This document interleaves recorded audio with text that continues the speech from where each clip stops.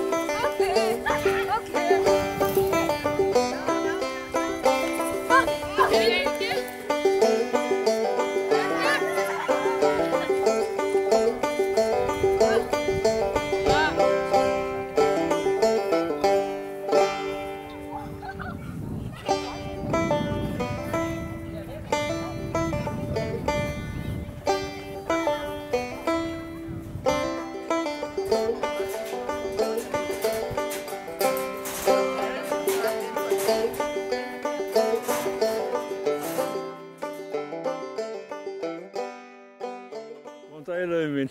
Til hamingju með þjóðhátíðardaginn. Sömuleiðis ykkur. Hvað er að fara að gerast hérna í Raggagarði í dag? Ungmennafélagið Geisli er að fara að halda uppskeruhátíð.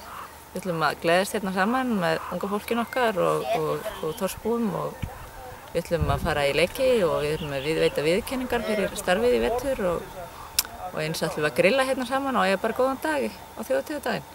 Segðu mér örlítið frá ungmennafélaginu, þetta er gamalt félag. Já, ungmennafélagið það hélt upp á 30 ára afmæli sitt núna 2007, þannig að það er orðið 35 ára gamalt. Svona formlega séð og bara mikill gangur í félaginu og það er svona okkar hlutverk svolítið mikið að halda utan unga fólki, krakkana hérna. Hér eru fótboltaæfingar og það er badminton og það er jóga á veturnar og við viljum líka eins hittast og gleðjast saman og hafa smá skemmtun og svona hvetja krakkana þannig að þau fá svona viðurkenningar eftir vetrarstarfið. Ok, gangi ykkur bara vel í dag. Þeir þakka fyrir og góða skemmtun. Já, hjá mér er staddur Halldór Rúnar Jón Björnsson og hann þjálfar fótbolta hjá ungmennafélaginu Geisla. Segðu okkur örlítið frá íþróttastarfinu. Já, við erum að æfa 3 ári í viku, fótbolta allt árið í kring og svo sækjum við mót á Blönduósi alltaf á sömurinn og mót út í Bólangavík og svo mót hérna á Ísafirði.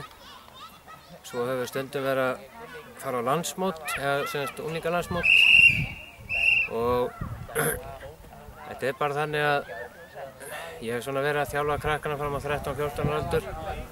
Þá hafa við verið að fara á Ísafjörð og spila með BÍ á Íslandsmóti. Af því að við erum bara ekki nógu mörg hérna, þannig að það er margir krakkar í dag sem spila með BÍ og yngri líka og hafa staðið sig alveg gríðarlega vel. Já.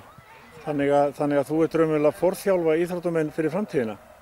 Já, þetta er svona svipað og Ajax er að gera. Það er að þjálfa upp, ég ætla ekki að líka með Ajax en svoleiðis. En þeir gera þjálfa upp unga leikmenn og skila þeim í betri lið. Já, það er náttúrulega lengi býr að fyrstu gerð og það er alveg á hreinu og það væri ekki einhver sem að tæki unglingana og börnin að sér að þá ættum við ekki svona sterka íþróttahreyfingu í dag. Það er alveg rétt. Já, þakka þér kærlega fyrir.